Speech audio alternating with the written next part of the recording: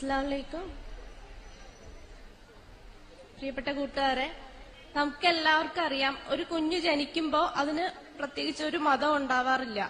പിന്നെ സ്വാഭാവികമായിട്ട് അതിന്റെ മാതാപിതാക്കളുടെ മതം ആയി മാറും ആ കുട്ടിയുടെ മതവും. അല്ലേ അല്ലേ അപ്പോ നമുക്ക് അറിയാം, സ്വന്തമായിട്ട് മതം തിരഞ്ഞെടുക്കാനുള്ള ഒരു ചോയ്സ് കുട്ടിക്ക് കിട്ടിയിട്ടില്ല. പക്ഷെ വളർന്നു വന്നതിന് ശേഷം ചില മനുഷ്യര് പല പല കാരണങ്ങൾ കൊണ്ട് പ്രത്യേകിച്ച് അവർക്ക് താല്പര്യമുള്ള ഒരു മതത്തിലേക്ക് പോവാനോ അങ്ങനെയുള്ള തീരുമാനങ്ങൾ എടുക്കാൻ തയ്യാറാവുന്നുണ്ട്. അത്തരം ഒരു തീരുമാനമെടുക്കുന്ന വളരെ ചുരുക്കം ചില പേരിൽ ഒരാളാണ് ഞാനും. ഞാനൊരു ക്രിസ്ത്യൻ കത്തോലിക്ക കുടുംബത്തിൽ ജനിച്ച കുട്ടിയാണ്. എന്റെ മാതാപിതാക്കള് ഞായറാഴ്ച പള്ളിയിൽ പോകണം എന്നതാണ് തിരുസഭയുടെ കൽപ്പനയെങ്കിലും എന്നും പള്ളിയിൽ പോകുന്ന ഒരു ശീലത്തിൽ വളർത്തിക്കൊണ്ടുവന്ന മക്കളാണ് ഞങ്ങള്. ചെറുപ്പം മുതലേ ക്രിസ്ത്യൻ, കത്തോലിക്ക സ്റ്റുഡൻസ് ലീഗ്, പിന്നെ യൂത്ത് മൂവ്മെന്റ്, ബൈബിൾ ക്വിസ്, ഇതിനൊക്കെ പങ്കെടുത്ത് അങ്ങനെ ശീലിച്ച് വളർന്നു വന്ന ഞാനാണ്. അപ്പോ ഞാൻ പഠിച്ചുകൊണ്ടിരിക്കുന്ന സമയത്ത് നമുക്കെല്ലാവർക്കും അറിയായിരിക്കും, ഡാവിൻസി കോഡ് എന്നൊരു ബുക്ക് വളരെയേറെ ചർച്ച ചെയ്യപ്പെട്ടൊരു ബുക്കാണ്, ഡാൻ ബ്രൗണിന്റെ. അപ്പോ ആ ബുക്കില് ബൈബിളിൽ ഇല്ലാത്തൊരു സുവിശേഷത്തെ പറ്റി പറയുന്നുണ്ടായിരുന്നു. അപ്പോ അത് ശ്രദ്ധിച്ചു ഞാൻ. ഒരു ഫിലിപ്പിന്റെ സുവിശേഷം എന്നിട്ട് കണ്ടപ്പോ ഞാൻ ശ്രദ്ധിച്ചെങ്കിലും കൂടുതൽ അതിനെപ്പറ്റി ചിന്തിക്കാനൊന്നും പോയില്ല, അതങ്ങ് വിട്ടുപോയി. പിന്നെ ജോലിയൊക്കെ ആയി, പിന്നെ കൂട്ടുകാരായിട്ട് ഇങ്ങനെ സംസാരിച്ചിരുന്നപ്പോ പല പല വിഷയങ്ങൾ പറഞ്ഞതിനിടയിൽ മതം ഞങ്ങളുടെ ഇടയിൽ വന്നുപോയി. അപ്പോ നമുക്കറിയാം, എല്ലാവർക്കും അവരവരുടെ മതം ഏറ്റവും സെൻസിറ്റീവ് ആയിട്ടുള്ള ഒരു സബ്ജക്റ്റ് ആണ് ഈ മതം എന്ന് പറയുന്നത്. അപ്പോ എല്ലാവരും അവരവരുടെ മതം മുന്നിൽ നിർത്താൻ ഇങ്ങനെ മാക്സിമം പരിശ്രമിച്ചുകൊണ്ടിരിക്കുകയായിരുന്നു. ഞാനും വിട്ടുകൊടുത്തില്ല, ഞാനും അങ്ങനെ തന്നെ നിന്നു. അപ്പോ അറിയാലോ, പറഞ്ഞു വരുമ്പോ ഓരോന്ന് പറഞ്ഞ് എന്റെ സംസാരത്തിന് ഉത്തരം എന്റെ ഒരു ഹിന്ദു സുഹൃത്ത് പറഞ്ഞത് ഇങ്ങനെയാണ്: ഞങ്ങൾ അവിടെ ഹിന്ദുക്കളും ക്രിസ്ത്യൻസും മാത്രമേ ഉണ്ടായിരുന്നുള്ളൂ, മുസ്ലിംസ് ഉണ്ടായിരുന്നില്ല. അപ്പോ ആ സുഹൃത്തിനോട് പറഞ്ഞതാണ്, ഞങ്ങളുടെ അമ്പലങ്ങളില് വിഗ്രഹങ്ങൾ ഉണ്ടെങ്കിൽ നിങ്ങളുടെ പള്ളിയിലും പുണ്യാളന്മാരുടെയും ഈശോയുടെയും മറിയത്തിന്റെ എല്ലാ രൂപങ്ങളുണ്ട്. ഞങ്ങൾക്ക് കുറെ വേദങ്ങളും അതും ഇതൊക്കെ ഉണ്ടെങ്കിൽ നിങ്ങൾക്ക് എന്താ എത്ര ബൈബിളാണുള്ളത്? ചിലർക്ക് 73 പുസ്തകമുള്ള ബൈബിള്, ചിലർക്ക് 66 പുസ്തകമുള്ള ബൈബിള്, ഇങ്ങനെയൊക്കെ ഇല്ലേ? അപ്പൊ നിങ്ങൾക്കത് ഞങ്ങളെ പറയാൻ ഒരു അവകാശമില്ല. മുസ്ലിങ്ങൾക്കാണെങ്കിൽ അതിനുള്ള അർഹതയുണ്ട്. അവർക്ക് രൂപങ്ങളില്ല, ഏകദൈവമാണ്. അവർക്കൊരു ഖുറാനുണ്ട്, അതിനൊരു മാറ്റമില്ല, അങ്ങനെ തന്നെ തുടരുന്നുണ്ട്. ആള് ക്രിസ്ത്യാനിറ്റിയെ കുറ്റം പറഞ്ഞതല്ല, വേറൊരു മതത്തിനെ പൊക്കിപ്പറഞ്ഞതാണ് എനിക്ക് വിഷമമായത്. അപ്പോ ഞങ്ങളുടെ ബൈബിളിൽ കുറെ വേർഷൻസ് ഉണ്ടെങ്കിൽ ഇസ്ലാം, ഖുറാൻ അങ്ങനെ ഉണ്ടെന്ന് ഒന്ന് സ്ഥാപിച്ചെടുത്താല് ഞാൻ ജയിച്ചല്ലോ. അങ്ങനെ ഞാൻ പിറ്റേന്ന് തന്നെ ഇന്റർനെറ്റ് കഫേയിൽ പോയി സെർച്ച് ചെയ്തു എത്ര ടൈപ്പ് ഖുറാൻ ഉണ്ടായിരിക്കും എന്നൊക്കെ പറഞ്ഞ്. പല പല വർഷങ്ങളിൽ ഇങ്ങനെ മാറി പ്രിന്റ് ചെയ്യുമ്പോഴേക്കും എന്തെങ്കിലുമൊക്കെ പ്രശ്നം ഉണ്ടാവുമല്ലോ എന്ന് പറഞ്ഞ് സെർച്ച് ചെയ്തപ്പോ ഒരു ലിങ്കിൽ ഞാൻ ക്ലിക്ക് ചെയ്തപ്പോ ഞാൻ ഇതാണ് വായിച്ചത്. ജർമ്മനിയിലെ ഒരു മുനിച്ച് സർവകലാശാലയില് ഖുറാന്റെ കെട്ടാവുന്നതിൽ ഏറ്റവും പുരാതനമായ കോപ്പികൾ മുതൽ ലേറ്റസ്റ്റ് ആയിട്ടുള്ള വരെയുള്ള 42,000 കോപ്പികള് 50 വർഷം റിസർച്ച് ചെയ്തു. പക്ഷെ ഉത്തരം നമ്മൾ ഇന്ന് കിട്ടുന്ന ഉത്തരം തന്നെ, മാറ്റമില്ല, ഒരു ഖുറാനേ ഉള്ളൂ. എനിക്കത് അത്ഭുതമായിരുന്നു. ഞാൻ അപ്പൊ തന്നെ അടുത്ത് ഒരു മലയാളം ഖുറാൻ സെർച്ച് ചെയ്തു, കിട്ടി, ഡൗൺലോഡ് ചെയ്തു, പിറ്റേന്ന് തന്നെ വായിച്ചു തുടങ്ങി. എന്തായാലും ഖുറാൻ ഞാൻ വായിച്ചു തീർത്തു. പക്ഷെ ഇസ്ലാമിലേക്ക് വരണമെന്നോ അല്ല, ഖുറാൻ അത്രയും ഒരു താല്പര്യത്തോടെ അല്ല, ജസ്റ്റ് ഒന്ന് വായിക്കണം എന്ന അറിവിന് വേണ്ടി ഞാൻ വായിച്ചതാണ്. പിന്നെ അങ്ങനെ ഇന്നപ്പോ ഈ സാമ്പത്തിക മാന്ദ്യം നിങ്ങളെല്ലാം കേട്ടിട്ടുണ്ടാവില്ലോ, ഞാൻ അതിന്റെ ഒരു ഇരയാണ്. സാമ്പത്തിക മാന്ദ്യം വന്നപ്പോ എന്റെ ജോലിയും പോയി.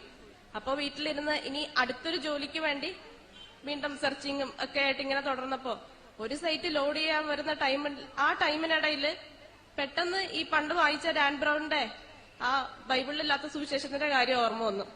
പിന്നെ വെറുതെ അതൊന്ന് സെർച്ച് ചെയ്തപ്പോ മനസ്സിലായി, ബൈബിളിലില്ലാത്ത ആ ഒരു പുസ്തകം മാത്രമല്ല, 600-ൽ പരം പുസ്തകങ്ങൾ കിട്ടിയിട്ടുള്ളതിൽ ആകെ 73 66 മാത്രമേ ബൈബിളിലുള്ളൂ. അപ്പൊ പിന്നെ ബാക്കിയൊക്കെ എവിടെ പോയി എന്ന് നോക്കാൻ തോന്നി. പിന്നെ അങ്ങനെ നോക്കിയപ്പോ വേറെ കുറെ സുവിശേഷങ്ങൾ ഉണ്ടെന്ന് കണ്ടു. അപ്പൊ പിന്നെ അതൊക്കെ എന്തുകൊണ്ടാണ് നമ്മുടെ ബൈബിളിൽ ഇല്ലാത്തതെന്ന് തോന്നി. അപ്പോ ആരാണ് ഈ ബൈബിളിൽ ഇത്രയും സാധനങ്ങൾ എടുത്തു വെച്ചതെന്ന് നോക്കാൻ തോന്നി. അങ്ങനെ സംശയങ്ങൾ ഇങ്ങനെ കൂടിക്കൂടി വന്നു.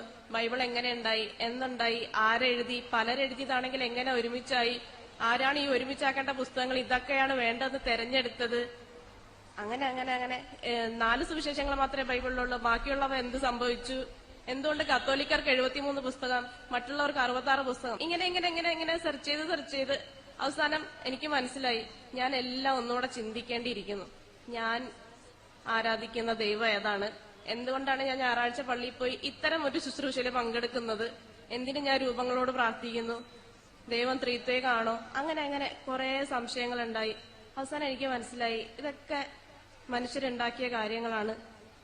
ഞാൻ ഈ കൊണ്ടു നടക്കുന്ന ആചാരങ്ങളും ആരാധനാ രീതികളും എല്ലാം സഭ ഉണ്ടാക്കിയതാണ്. ഓരോ കൗൺസിൽ കൂടുമ്പോഴും ആദ്യത്തെ കൗൺസിലില് യേശുവിന് ദൈവത്വം നൽകി, രണ്ടാമത്തെ കൗൺസിലില് പരിശുദ്ധാത്മാവിന് ദൈവത്വം നൽകി, പിന്നെ മറിയം ദൈവത്തിന്റെ മാതാവാണെന്ന് പറഞ്ഞു, പിന്നെ പാപങ്ങൾ പൊറുക്കാൻ സഭയ്ക്ക് അധികാരം ഉണ്ടെന്ന് പറഞ്ഞു. അങ്ങനെ അങ്ങനെ അങ്ങനെ അങ്ങനെ ഇന്ന് ഞാൻ കാണുന്നത് സഭയുടെ ഒരു പഠിപ്പിക്കൽ മാത്രമാണ്. അതിന് ബൈബിളിന്റെ യാതൊരു അടിസ്ഥാനം ഇല്ല. ബൈബിള് തന്നെ ഇപ്പൊ ഉള്ളത് എത്രത്തോളം സത്യമാണെന്നത് സംശയമായി. ഒന്നല്ലാത്തൊരവസ്ഥയിൽ ഞാൻ നിന്നു. അപ്പോ ഒന്നുകൂടെ ഖുർആൻ വായിച്ചു നോക്കാൻ തോന്നി. അപ്പോ എനിക്കറിയാം, യഹൂദമതം അറിയാം, ഏകദൈവ വിശ്വാസമാണ്. എനിക്കിഷ്ടമുള്ള മതമായിരുന്നു യഹൂദമതം.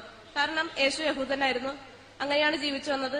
അപ്പൊ യഹൂദമതം എനിക്കിഷ്ടായിരുന്നു. പക്ഷെ യേശുവിനെ അംഗീകരിക്കാത്ത യഹൂദമതം അത് എത്രത്തോളം കറക്റ്റ് ആണെന്ന് ഡൗട്ട് അടിച്ചു. പിന്നെ ക്രിസ്ത്യാനിറ്റിയിൽ തന്നെ ഉള്ള ഒരു യഹോവ സാക്ഷികളുണ്ട്. അവർക്കും ഏകദൈവമാണ്. യേശു ദൈവമല്ല, പക്ഷെ ദൈവത്തിന്റെ മകനാണ്. അത് ആ കോൺസെപ്റ്റ് എനിക്ക് അത്രയ്ക്ക് അങ്ങ് ബോധിച്ചില്ല. ദൈവത്തിനൊരു മകൻ, അതെങ്ങനെ? അപ്പോഴാണ് വീണ്ടും ഖുർആൻ ഒന്നുകൂടെ വായിച്ചു നോക്കാം. ഇത്തവണ ഞാൻ ഖുർആൻ ശരിക്കും അറിയാൻ വേണ്ടി ദൈവത്തെ അന്വേഷിച്ചുകൊണ്ട് തന്നെ അതിലെന്താ പറയണതെന്ന് ഒരു എന്താണ് പറയാ, അറിയില്ല പറയാൻ, അങ്ങനെ ഒരു ഫീലിങ്ങോടുകൂടിയാണ് വായിച്ചു തുടങ്ങിയത്. വായിച്ചു തുടങ്ങി, അൽഹംദുലില്ലാഹ്, എനിക്ക് പറയാൻ അറിയില്ല, എന്താണ് പറയേണ്ടതെന്ന് അറിയില്ല. ഇതാണ് ഗ്രന്ഥം, അതിൽ സംശയമേ ഇല്ല, സൂക്ഷ്മത പാലിക്കുന്നവർക്ക് നേർവഴി കാണിക്കുന്നത് അത്രേ എന്നുള്ള ആ തുടക്കം തന്നെ അൽഹംദുലില്ലാഹ് എനിക്ക് ഖുർആനില് ഒരുപാട് ഇഷ്ടമായി. എന്റെ വീട്ടിലെ ഫ്രെയിമിൽ ഒതുക്കി ഒരു ചില്ലിട്ട് വച്ചിരിക്കുന്ന പടത്തിൽ കണ്ട് ശീലിച്ച ദൈവം, എന്നാല് നാം നിന്റെ കണ്ട നാടിയേക്കാൾ നിന്നോട് അടുത്തവനാകുന്നു എന്ന് പറയുന്ന ഒരു ദൈവത്തെ പരിചയപ്പെടുത്തിയ ഖുർആൻ എനിക്ക് അത്ഭുതമായി.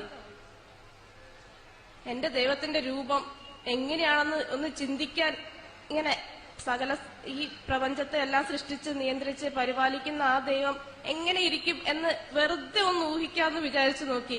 പക്ഷെ എനിക്ക് ചിന്തിച്ച് എങ്ങുമില്ല, ഒന്നും ഊഹിക്കാൻ പറ്റാതെ ഒരു കണ്ണ് നിറച്ച ഒരു അവസ്ഥ ഉണ്ടാക്കിയ ഖുർആൻ എനിക്കെന്നും എന്റെ എല്ലാമാണ്. ഞാനിങ്ങനെ പഠിച്ച് ശീലിച്ച് വന്ന കാര്യങ്ങളെന്ന് വെച്ചാല്, ആദം, ജനിക്കുന്ന ഓരോ മനുഷ്യനും ആദിഭാവമുണ്ട്, അതിന്റെ കാരണം ആദമാണ് എന്നാണ് ഞങ്ങളുടെ ബൈബിൾ വഴി പഠിച്ചു വരുന്നത്. എന്നാൽ ആദ്യത്തെ ഖലീഫയായി, ആദ്യത്തെ പ്രവാചകനായിട്ട് തന്നെ അല്ലാഹ് ആദത്തിനെ നിശ്ചയിച്ചു. ആ ആദത്തിനെ പറ്റിയാണ് ഞങ്ങൾ ജനിക്കുന്ന എല്ലാ മനുഷ്യന്റെയും ജന്മപാപത്തിന് കാരണം ആദമാണെന്ന് പറഞ്ഞു. നോഹ, കുടിച്ചുന്മത്തനായ നോഹയെ ബൈബിളിൽ കാണിച്ചപ്പോ ഏറ്റവും വലിയ പ്രവാചകരിലൊരാളായി നോഹയെ ഖുർആൻ എനിക്ക് പരിചയപ്പെടുത്തി. പിന്നെ ദാവീദ് രാജാവ്, സുന്ദരിയായ ഒരു സ്ത്രീയെ കല്യാണം കഴിക്കാൻ വേണ്ടി അവരുടെ ഭർത്താവിനെ കൊലപ്പെടുത്തിയ ഒരാളായിട്ടാണ് ദാവീദ് രാജാവിനെ ബൈബിളിൽ കാണിച്ചിരിക്കുന്നത്. രാജാവാണ്, നല്ല കാര്യങ്ങൾ ചെയ്തിട്ടുണ്ട്, പക്ഷെ ഇങ്ങനെയും പറഞ്ഞിട്ടുണ്ട്. എന്നാൽ അതുപോലെ തന്നെ സുലൈമാൻ നബി എന്ന് നമ്മൾ പറയുന്ന സോളമൻ രാജാവ് 500ഓളം വിദേശ വനിതകളെ വിവാഹം കഴിക്കുകയും വിഗ്രഹാരാധകർ നടത്തുകയും ചെയ്ത ഒരാളായിട്ടാണ് ബൈബിള് സോളമൻ രാജാവിനെ പരിചയപ്പെടുത്തുന്നത്. എന്നാൽ ഏറ്റവും വലിയ പ്രവാചകന്മാരിലെ ശ്രേഷ്ഠരായ പ്രവാചകന്മാരുടെ കൂട്ടത്തിലാണ് ദാവൂദ് നബിയും സുലൈമാൻ നബിയൊക്കെ ഖുർആൻ എനിക്ക് പരിചയപ്പെടുത്തുന്നത്. മറിയം, ഈശോയുടെ അമ്മയായ മറിയം. ചില ക്രൈസ്തവ വിഭാഗങ്ങള് ദൈവത്തെ ഓർക്കുന്നതിനേക്കാൾ അധികമായിട്ട് മറിയത്തിനെ ഓർക്കും. ചില ക്രൈസ്തവ വിഭാഗങ്ങള് മറിയം മുട്ടത്തോടാണ്. വേറെ ചിലർക്ക് മറിയത്തിന് വേറെ കന്യകയല്ല, വേറെ മക്കളുണ്ടെന്ന് സ്ഥാപിക്കാൻ നോക്കുന്നു. യഹൂദരാകട്ടെ മറിയം വളരെ മോശമായ ഒരു സ്ത്രീയാണെന്ന് പറയുന്നു. ഇങ്ങനെ എല്ലാരിലും വെച്ച് നോക്കുമ്പോ ഇസ്ലാമിലാകട്ടെ ഖുർആൻ ഞാൻ വായിച്ചപ്പോ മറിയത്തിന്റെ പേരിൽ ഒരു സൂറത്ത് തന്നെയുണ്ട്. അതെനിക്ക് അത്ഭുതമായി. ഖുർആനില് പേരെടുത്ത് പറഞ്ഞിട്ടുള്ള ഒരേ ഒരു സ്ത്രീയുടെ പേരും മറിയമാണ്. ഞാൻ ഒരുപാട് സ്നേഹിക്കുകയും എപ്പോഴും പടമൊക്കെ എടുത്ത് വെച്ച് നോയിക്കൊണ്ടിരിക്കുകയും ചെയ്തൊരാളാണ് മറിയം. അപ്പൊ ആ മറിയത്തിന് അതിന് മാന്യമായ സ്ഥാനം കൊടുക്കുന്ന ഖുർആൻ എനിക്ക് ഒരുപാട് ഇഷ്ടമായി. ഈശോ നമുക്കറിയാം, ഈ ഒരു കാര്യം ചെയ്താല് അതിന് പകരം കിട്ടണം എന്നൊക്കെ ചിന്തിക്കുന്നത് ഒരു മാനുഷിക ബുദ്ധിയല്ലേ. ഇത് ചെയ്താല് ഇത് ഇങ്ങനെ വരണം, ഇങ്ങനെ തരാണെങ്കിൽ ഇങ്ങനെ ചെയ്യാം. പക്ഷെ ഈശോയുടെ കാര്യം ബൈബിളിൽ പറയുന്നത് ജനങ്ങളുടെ പാപത്തിന് പരിഹാര ബലിയായി ഈശോ മരിച്ചു എന്നതാണ്. അപ്പോ ഈ പാപങ്ങൾക്ക് മോചനം നൽകണമെങ്കിൽ ഒരാളും ബലിയായി കിട്ടണം എന്ന് ദൈവം ചിന്തിക്കോ? അങ്ങനെ ദൈവത്തിനൊരു മാനുഷിക ഒരു സ്വഭാവം അടിച്ചേൽപ്പിക്കണ പോലെ എനിക്ക് തോന്നി. അതുപോലെ തന്നെ എന്നാലും ഖുറാനിലാണെങ്കിൽ തൊട്ടില് കിടന്നു മുതലേ അത്ഭുതങ്ങൾ പ്രവർത്തിക്കുന്ന യേശുവിനെയാണ് ഖുറാനിൽ ഞാൻ കണ്ടത്. എനിക്ക് അത് ഒരു അത്ഭുതമായിട്ട് തന്നെ തോന്നി. കാരണം വേണമെങ്കിൽ ബൈബിളിൽ അങ്ങനെയൊക്കെ എഴുതാം, പക്ഷെ ബൈബിളിനേക്കാളും കൂടുതലായിട്ടും മാന്യമായ സ്ഥാനവും ഞാൻ ഇഷ്ടപ്പെട്ടിരുന്ന എല്ലാ പ്രവാചകന്മാർക്കും കൊടുക്കുന്ന ഖുറാൻ അൽഹംദുലില്ലാഹ് എനിക്ക് വളരെ വളരെ അത്ഭുതവും ഇഷ്ടവും ഒക്കെയായി. അങ്ങനെ പിന്നെ നമുക്കറിയാം ബൈബിളിൽ ഇങ്ങനെ പറഞ്ഞിട്ടുണ്ട്, നിങ്ങളൊരു ഭവനത്തിൽ പ്രവേശിക്കുമ്പോൾ ആ ഭവനത്തിലുള്ളവർക്ക് സമാധാനം ആശംസിക്കുവൻ. ക്രിസ്ത്യാനികൾ എന്തുകൊണ്ടാണെന്ന് അറിയില്ല, ചിലപ്പോൾ പറയുന്നവരുണ്ടാകും. എന്തായാലും എന്റെ ഒരു ചുറ്റുപാടിലൊക്കെ അതൊരു വളരെ നിസ്സാരമായ ഒരു കാര്യമായിട്ട് അത് ആരും പാലിക്കാത്ത ഒരു കാര്യമായിട്ടാണ് എനിക്ക് തോന്നിയത്. എന്നാൽ ഞാൻ ഇസ്ലാം പഠിച്ചപ്പോ അസ്സലാമു അലൈക്കും എന്ന് പറഞ്ഞ് ഒരു മനുഷ്യനെ കാണുമ്പോ തന്നെ ദൈവത്തിന്റെ സമാധാനം കൃപയെ ആശ്വസിക്കുന്ന ആ ഇസ്ലാമിന്റെ ജീവിത രീതി എനിക്കിഷ്ടമായി. അൽഹംദുലില്ലാഹ് എനിക്ക് ഇസ്ലാം ഇഷ്ടമായി. ആ ഇസ്ലാമിലേക്ക് വരാൻ എന്താണ് ചെയ്യേണ്ടതെന്ന് വെറുതെ സെർച്ച് ചെയ്ത് നോക്കി. അതിനെങ്കിലും എന്തെങ്കിലും കുഴപ്പമുണ്ടെങ്കിൽ ഓക്കെ ഇസ്ലാമും പറ്റതുപോലെ ആവുമല്ലോ എന്ന് ഇങ്ങനെ വെറുതെ വിചാരിച്ചു.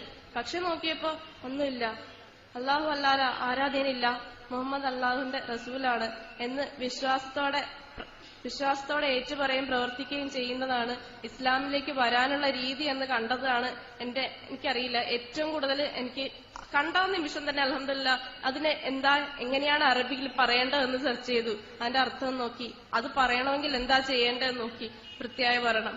അത് പറഞ്ഞു കഴിഞ്ഞാൽ എന്താണെന്ന് നോക്കി, വലിയ ഉത്തരവാദിത്തമാണെന്ന് എനിക്ക് മനസ്സിലായി. അത് പറഞ്ഞു കഴിഞ്ഞാൽ നമുക്ക് നമസ്കാരം നോമ്പും എല്ലാം നിർബന്ധമാകുമെന്ന് മനസ്സിലാക്കി. അപ്പൊ തന്നെ ഒരു ബിഗിനേഴ്സിന് വേണ്ടിയുള്ള നമസ്കാരം, അതായത് ഈ നമ്മുടെ നമസ്കാരത്തിലെ എല്ലാ ഇതുമില്ലാത്ത ചെറിയൊരു ഷോർട്ട് ഫോമിലുള്ള ഒരു നമസ്കാരം എനിക്ക് നെറ്റിൽ നിന്ന് കിട്ടി. ഞാൻ അപ്പൊ തന്നെ അത് പഠിച്ചു. അത് പഠിച്ചതിന് ശേഷം ഞാൻ അൽഹംദുലില്ലാഹ് ഞാൻ ഷഹദ ചൊല്ലി. ആരുമില്ല, അപ്പോ 2 സാക്ഷികൾ വേണമെന്ന് കണ്ടു. പക്ഷെ എനിക്ക് വീട്ടില് സാക്ഷികൾ ആരുമില്ല. അച്ഛനോടും അമ്മയോടും പോയി സാക്ഷ്യം നിൽക്കാൻ പറഞ്ഞാല് അവര് മുസ്ലിങ്ങളല്ലല്ലോ, അപ്പൊ അത് കഴിയില്ല. അപ്പൊ ആരുമില്ല, ദൈവം തന്നെ സാക്ഷി എന്ന് പറഞ്ഞ് ഞാൻ ഷഹദ ചൊല്ലി. തനിയാണ് ചൊല്ലിയത്. അൽഹംദുലില്ലാഹ് ഞാൻ മുസ്ലിമായി നിങ്ങളുടെ മുമ്പിലുണ്ട്. കൂട്ടുകാരെ, നമുക്കറിയാം എല്ലാവർക്കും ഇന്റർനെറ്റിനെയും മൊബൈൽ ഫോണിനെയൊക്കെ പറയാൻ കുറ്റങ്ങളുണ്ട്. ശരിയാണ്, അത് ഒരുപാട് തിന്മകൾ പ്രചരിപ്പിക്കപ്പെടുന്നു. പക്ഷെ നമുക്കറിയാം നമ്മുടെ ടെക്നോളജീസ് ഒക്കെയും തന്നെ നല്ലതിന് നമുക്ക് ഉപയോഗിക്കാം. നമ്മളുടെ അറിവ് നമുക്ക് നല്ലതിനു വേണ്ടി ഉപയോഗിക്കാം. ആ നല്ലതിനു വേണ്ടി നമ്മുടെ സമാധാനം, നമ്മുടെ ഇസ്ലാം ആകുന്ന സമാധാനം പ്രചരിപ്പിക്കാൻ നമ്മുടെ ടെക്നോളജീസ് നമുക്ക് യൂസ് ചെയ്യാം. നിങ്ങൾ നോക്കൂ, എനിക്കാണെങ്കിൽ ഇപ്പൊ ഇസ്ലാമിനെ പറ്റി പറഞ്ഞുതരാൻ ഇതാണ് അല്ലാഹ്, അല്ലെങ്കിൽ ഇതാണ് ഖുർആൻ, ഇങ്ങനെ വായിക്കൂ, ഇങ്ങനെയാണ് ഇത് പ്രൊനൗൺസ് ചെയ്യേണ്ടത് എന്ന് പറഞ്ഞു തരാൻ പോലും ആരും ഉണ്ടായിരുന്നില്ല. എല്ലാം ഇന്റർനെറ്റ് മാത്രമായിരുന്നു. അപ്പൊ എന്നെ സംബന്ധിച്ചിടത്തോളം ഇന്റർനെറ്റാണ് ഇവിടെയുള്ള ഏറ്റവും വലിയ അനുഗ്രഹം എനിക്ക്. കാരണം ഇന്റർനെറ്റാണ് എന്നെ ഇസ്ലാമിലേക്ക് എത്തിച്ചത്. അതുപോലെ നമുക്ക് എല്ലാ ടെക്നോളജീസും, മൊബൈൽ ടെക്നോളജി ആയാലും നമുക്ക് നന്മയ്ക്ക് വേണ്ടി ഉപയോഗിക്കുകയാണെങ്കിൽ അത് ഒരുപാട് അനുഗ്രഹം കിട്ടുന്ന കാര്യമാണ്. എന്റെ ഒരു സുഹൃത്ത് ഇടയ്ക്ക് പറഞ്ഞതാണ്, ഗൂഗിൾ ചാനൽസ് എന്ന് പറഞ്ഞിട്ടുണ്ട്. നിങ്ങൾ സെർച്ച് ചെയ്താൽ കിട്ടും ഗൂഗിൾ ചാനൽസ്. അതിൽ സബ്സ്ക്രൈബ് ചെയ്താല് പല ചാനൽസ് ഉണ്ട്. സ്പ്രെഡ് ഇസ്ലാം, ഗൈഡൻസ്, അങ്ങനെ സ്പ്രെഡ് ഇസ്ലാം, ഗൈഡൻസ്, ലേൺ ദീൻ, അങ്ങനെ പല പല ചാനൽസ് ഉണ്ട്. നമ്മൾ സബ്സ്ക്രൈബ് ചെയ്താണെങ്കിൽ നമുക്ക് ഫ്രീ ഓഫ് കോസ്റ്റ് നമുക്ക് SMS ഫ്രീ ആയിട്ട് വന്നുകൊണ്ടേയിരിക്കും. നമുക്ക് നമ്മുടെ കൂട്ടുകാർക്ക് അയക്കാം. നമ്മുടെ ഈ ടിന്റുമോന്റെയും ടുണ്ടുമോളുടെ ഒക്കെ മെസ്സേജ് അയക്കുന്നതിന് പകരം നമുക്ക് ഈ ഫ്രീ ആയിട്ട് വരുന്ന എല്ലാം ഇസ്ലാം ഹദീസ് ആയാലും വരും, ഖുറാനിക് വേഴ്സസ് ആയാലും വരും. നമുക്ക് അതൊക്കെ സ്പ്രെഡ് ചെയ്യാം. അതല്ലേ വേണ്ടത്. എന്നെ സംബന്ധിച്ചിടത്തോളം ഈ അച്ഛന്മാരും ബിഷപ്പും പോപ്പും കുറെ വിശുദ്ധന്മാരും മറിയവും ഈശോയും എല്ലാരും അടങ്ങുന്ന ഒരു വലിയ വട്ടത്തിന്റെ അപ്പുറത്ത് ദൈവവും ഇപ്പുറത്ത് ഞാനും എന്നൊരവസ്ഥയായിരുന്നു. ഇപ്പൊ എന്റെ ദൂരെല്ലാം മാറി എനിക്ക് എന്റെ അള്ളാഹുവിനോട് നേരിട്ട് പ്രാർത്ഥിക്കാം. എന്റെ കണ്ടനാടിയേക്കാൾ അടുത്ത് ഇരിക്കുന്ന സർവവും എന്നെ അറിയുന്ന ആ ദൈവത്തോട് നേരിട്ട് പറയാൻ എനിക്ക് കഴിയുന്നുണ്ട്. ഇത് നമുക്ക് വെറുതെ കിട്ടില്ല. ഇത് നമുക്ക് നല്ല വില കൊടുക്കേണ്ടി വരും. പക്ഷെ നമ്മൾ എന്ത് സഹിച്ചും നമുക്ക് ഇത് കിട്ടുകയാണെങ്കിൽ എത്ര വലിയ അനുഗ്രഹമാണല്ലേ. ആ അനുഗ്രഹം ഇപ്പൊ എനിക്ക് അനുഭവിക്കാൻ കഴിയുന്നുണ്ട്. അതുകൊണ്ട് തന്നെ ഞാൻ ഏറ്റവും സ്നേഹിക്കുന്ന എന്റെ കുടുംബക്കാർക്കും എന്റെ കൂട്ടുകാർക്കും ഇത് എത്തിച്ചു കൊടുക്കണമെന്ന് എനിക്ക് ആഗ്രഹമുണ്ട്. കഴിയുന്നിടത്തോളം ഞാൻ പറഞ്ഞിട്ടുണ്ട്. പലർക്കും കാര്യം മനസ്സിലാവാനുണ്ട്. പക്ഷെ എല്ലാരും അതിലേക്ക് എത്തിപ്പെടാൻ ആരും ധൈര്യപ്പെടുന്നില്ല. സമൂഹം അത് തന്നെ. ഖുറാനിൽ എനിക്ക് ഉണ്ടായ ഏറ്റവും വലിയ അത്ഭുതം എന്ന് വെച്ചാല് എന്റെ മാനസികാവസ്ഥ മുഴുവനും ഞാൻ അതിൽ കണ്ടിട്ടുണ്ട്. അതായത് ഇപ്പോ ആദ്യമായിട്ട് വരുന്ന ഒരു മനുഷ്യന്റെ മാനസികാവസ്ഥ അതും പറയുന്നുണ്ട്. വന്നു കഴിഞ്ഞാല് എങ്ങനെയാണ് ജീവിക്കേണ്ടത് അത് പറയുന്നുണ്ട്. നീ ഇസ്ലാമിലേക്ക് പ്രവേശിച്ച് ജീവിച്ചു തുടങ്ങുമ്പോ നിന്റെ കുടുംബക്കാര് നിന്നോട് അതിലേക്ക് പോവാതിരിക്കാൻ പറയും. ദുരഭിമാനം നിങ്ങളെ അതിൽ പിടിച്ചു നിർത്തും, അവിശ്വാസത്തിൽ പിടിച്ചു നിർത്തും എന്നൊക്കെ പറയുന്ന വചനങ്ങളൊക്കെ എനിക്ക് വളരെയധികം ശരിക്കും ഞാൻ അനുഭവിച്ച വചനങ്ങളാണ് അതൊക്കെ. അതാണ് നമ്മ സമൂഹം എന്താ പറയും, നമുക്ക് ഏകദൈവ വിശ്വാസം മനസ്സിൽ കൊണ്ടു നടന്നാൽ മതി, ഇങ്ങനെ ചെയ്യണമെന്നില്ല, അങ്ങനെ എങ്ങനെയൊക്കെ പറഞ്ഞ് നമ്മളെ പിടിച്ചു നിർത്താൻ നോക്കും അല്ലേ. അതുവരെയും എനിക്ക് ഖുറാനിൽ കാണാൻ പറ്റി. അതെനിക്ക് ഭയങ്കര അത്ഭുതമായി. ഇങ്ങനെ എന്നിട്ടെന്താ, ഈ ഇസ്ലാമിലേക്ക് പോണവരെ മറ്റുള്ളവർ പറയണതും അതിലുണ്ട്. ഇനി പോയി കഴിഞ്ഞ് നിങ്ങൾ വിട്ടുപോയി കഴിഞ്ഞാൽ അള്ളാഹുവിന്റെ ശിക്ഷയിൽ നിന്ന് നിങ്ങളെ രക്ഷപ്പെടുത്താൻ ആരുമില്ല. ആ അവസ്ഥയും ഖുറാനിൽ വിവരിച്ചു തരുന്നുണ്ട്. മരിക്കുമ്പോഴുള്ള അവസ്ഥയും മരിച്ചു കഴിഞ്ഞാലുള്ള എന്റെ സ്ഥിതി, നിന്റെ റിസൾട്ട് ഇങ്ങനെയായിരിക്കും, ഇത് ചെയ്താൽ ഇതായിരിക്കും, ഇത് ചെയ്താൽ ഇതായിരിക്കും, അതും പറയുന്നുണ്ട്. ഈ ഖുറാൻ എനിക്കറിയില്ല പറയാൻ. ഇത്രയും വലിയൊരു അത്ഭുതം ഈ ലോകത്ത് എങ്ങനെയാണ് ഇത്രയും ആള് ഞാൻ കാണാതിരുന്നതെന്ന് എനിക്ക് അത്ഭുതം തോന്നുന്നു. ഇപ്പോ എന്റെ വീട്ടുകാർക്കും എല്ലാവർക്കും ഞാൻ പറഞ്ഞു കൊടുത്തിട്ടുണ്ട്. പക്ഷെ അവര് പല കാരണങ്ങൾ കൊണ്ട് മാറ്റിവെക്കുകയാണ്. നിങ്ങളെല്ലാവരും നിങ്ങളുടെ പ്രാർത്ഥനയിൽ എന്നെ എന്റെ കുടുംബത്തെയും കൂടെ ഓർക്കണം. നമ്മളെല്ലാവരെയും സ്വർഗത്തിൽ ഒരുമിച്ച് വിട്ടാൻ സർവശക്തനായ ദൈവത്തോട് പ്രാർത്ഥിക്കുന്നു.